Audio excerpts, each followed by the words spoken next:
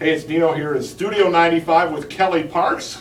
Welcome. Thank you. Glad to have you here. Oh, I'm excited to be here. All right, you're from Pennsylvania, right? Yes. But you ended up at Ball State University. How did that happen? Well, actually, my mom and her family, they were born in Fort Wayne and grew up in Fort Wayne, and my dad was in Muncie, and they all went to Ball State, so That's where you went. Family tradition. I saw the campus and loved it. So. Here's what I thought was interesting. You said at Ball State University is where you learned to love country music. Yes, it's where I can honestly say I just started to fall in love with it. Really? I'd always heard it, I'd listen to it every once in a while, but I heard a lot of what my dad liked to listen to because he always had control of the radio and the stereos, whatnot. So I listened to a lot of, classic rock, Led Zeppelin, Eagles, Don Henley, all kinds of stuff. And, I'd hear country from time to time. And then I started hearing it a little bit more because it started becoming a little bit more popular. And then I got out to Ball State, and my friends were making me mix CDs of all their favorite country artists. And I'm like, oh, please give me more. Just fell in love with it. Who were the acts that they had on their mixed CDs? Oh gosh, anybody from Martina McBride, Rascal Flatts, Brad Paisley, Keith Urban, Gretchen Wilson, You like them all. Oh yeah, I don't even know. They're all just so great, and they just work so hard. So.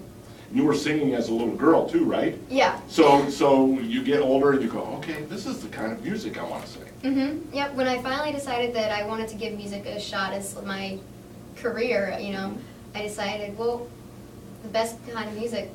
I'd already fallen in love with country, so that decision didn't even need to be made. It was country music or nothing, It was like Nashville or bust, here I come.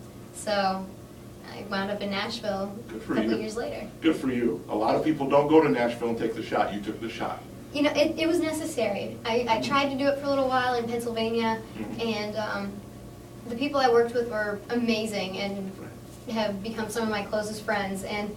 But I found that to really find what I wanted to do and to really get things done, I needed to just immerse myself in the culture of country music, and Nashville was the place to do it. Is it different in Nashville than in Pennsylvania somewhere? Is the whole culture of songwriting and music and all that different? Oh my gosh, it really is. I mean, anywhere you go in Nashville, you're bound to run into, at least a handful of other artists or people who work something in the business, whether it's promotions or managing or anything, or just, guitar players, singers, everything. And, in Pennsylvania, you're still bound to run into a few of them every once in a while, but it's just, Nashville's just flooded with them, and it's awesome. All right, this is your new song, Girl with a Fishing Rod. Do you actually fish? I do. You I do like to fish. I don't get a lot of opportunities to fish lately, but I did go fishing with my grandpa, in fact, last October.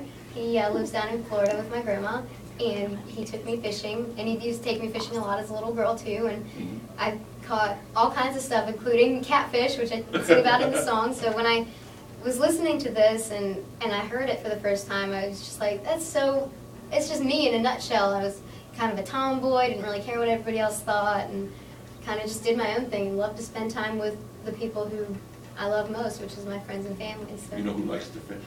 Brad Paisley. Oh, yes, he does. Yes, he does. Yes, he does like to fish. All right, we're going to have to talk to him about a fishing trip. Right? Oh, that would be fun, right? All right, just a minute. Kelly Parks is here in Studio 95, and in just a minute we're going to have her sing her new song for us, Girl with a Fishing Rod.